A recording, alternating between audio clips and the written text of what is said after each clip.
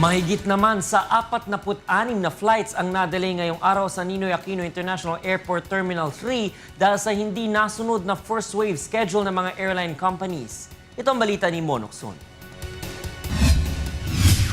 Nagrereklamo ang ilang pasahero sa NAIA Terminal 3 dahil delayed ang kanilang mga flight.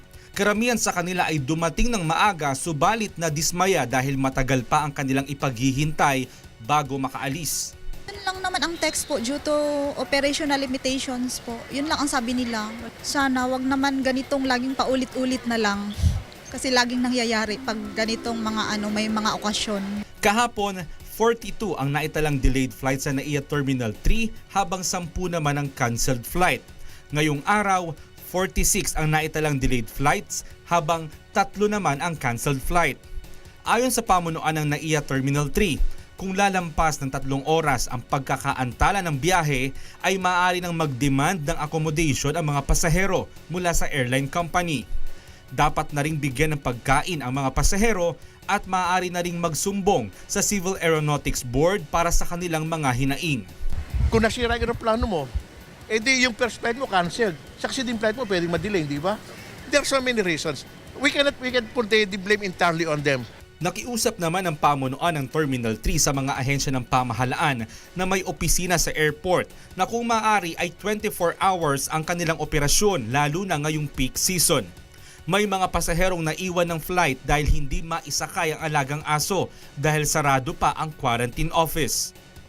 Dapat mayroon silang personal na naka-standby lang. Tsaka 24/7 din naman dapat lahat ng mga agencies dito kasi ang airport naman hindi naman nagsasara eh. Dapat kasi andyan yung tao nila. Samantala, inaasahang mas tataas pa ang bilang ng mga pasahero sa NAIA Terminal 3 bukas.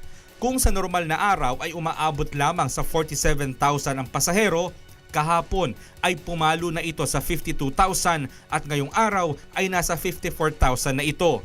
Tiniyak naman ng airport management na gumagana lahat ng mga X-ray machine upang maiwasan ang congestion sa mga gate. Sinigurado naman ng mga airline company na may tao ang kanilang mga counter upang hindi na maulit ang nangyari noong Disyembre na kung saan marami ang delayed at naiwan ng flight. Maghihigpit naman ang Manila International Airport Authority sa mga airline company lalo't higit sa first wave schedule ng flight na masunod ito. Madalas sa dahilan ng delayed flight ay ang hindi pagsunod ng mga airline company sa umagang flight kung kaya't nagkakaroon na ito ng domino effect hanggang kaninang hapon. Mon Hokson, UNTV News Worldwide.